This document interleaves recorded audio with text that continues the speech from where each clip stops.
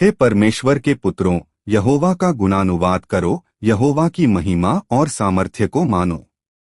यहाँ परमेश्वर के पुत्रों का यदि शाब्दिक अनुवाद किया जाए तो इसे परमेश्वर के बेटे या देवताओं के बेटे कहा जा सकता है। इसलिए आप देख सकते हैं कि कुछ बाइबल अनुवाद इसे परमेश्वर के पुत्रों के रूप में अनुवाद करते हैं। बेशक यह हमें संदर्भित करता है परमेश्वर के लोग जिन्हें उद्धार प्राप्त हुआ है।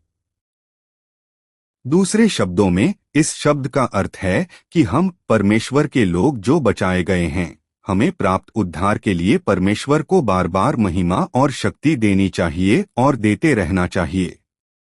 यहाँ मानना या देना का अर्थ है किसी परिणाम आदि को श्रेय देना।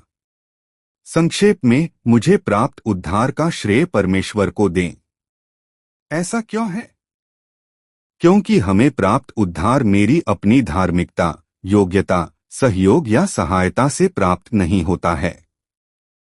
इसके विपरीत हमें प्राप्त उद्धार विशुद्ध रूप से परमेश्वर का अनुग्रह है।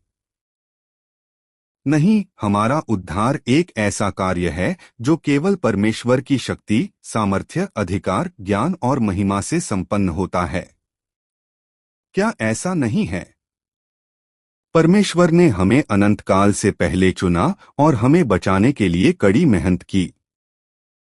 बाइबल को देखते हुए हम देख सकते हैं कि हमारे लिए परमेश्वर की उद्धार की योजना विस्तार से बताई गई है, और हम देखते हैं कि यीशु उस उद्धार की योजना के अनुसार इस दुनिया में आए, क्रूस पर अपना लहू बहाकर मर गए, ताकि इसमें विश्वास करने वाले किसी भी व्यक्ति के सभी पापों को धो सकें और उन्हें मुफ्त में धर्मी कहकर बचा सकें।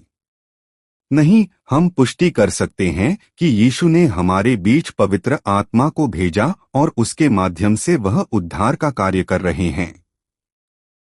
अर्थात उन्होंने हमें चर्च 153 में बुलाया, हमें परमेश्वर को जानने के लिए सुसमाचार के शब्द सुनाए और हमें परमेश्वर द्वारा किए जाने वाले उद्धार के बारे में बताया, ताकि एकलौते पुत्र के लहू की योग्यता में विश्वास करके हम उनके मार्गदर्शन और संचालन के तहत उद्धार तक पहुंच सकें।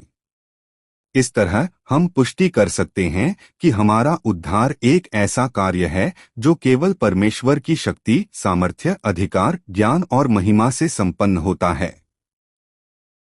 इसलिए परमेश्वर के लोगों को सही मायने में यहोवा को प्राप्त उद्धार के लिए पूरी महिमा और शक्ति देनी चाहिए और देते रहना चाहिए।